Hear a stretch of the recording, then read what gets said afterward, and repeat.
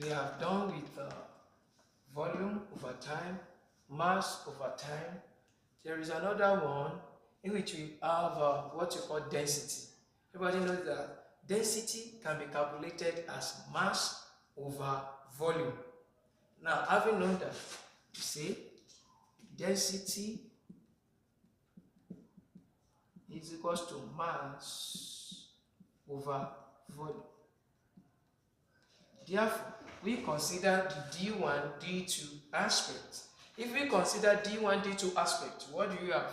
You have D, our density, to be equals to M over V. That is, you have your D1 to be equals to M1 over V1, whereas your D2 will now be equals to M2 over V2. Wherever we see D1, D2, we represent it with this. And that takes us here.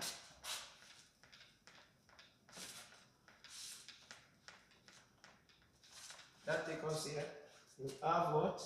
R1 over R2 to be equals to square root of M1. Where's the formula? You have M2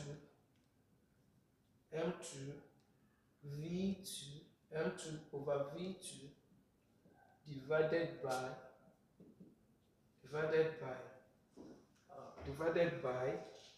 M1 over V1. Then you have R1 over R2 to be equal to M2 over V2 multiplied by V1 over N1. Having known that, you have R1 over R2 to be equals to you have M2V1 divided by what? M1V2. When volume is the same, when V1 is equals to V2, the volume is constant.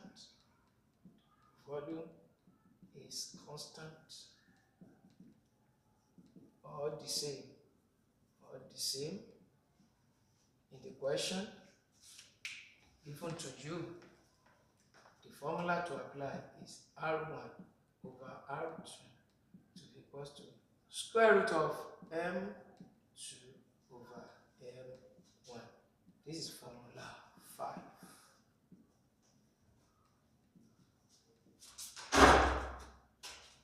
All these are the formulas that may be requested from you based on the parameter supplied to you in the question. Once you hear that a parameter is constant in that question, it means that parameter is going to be nullified.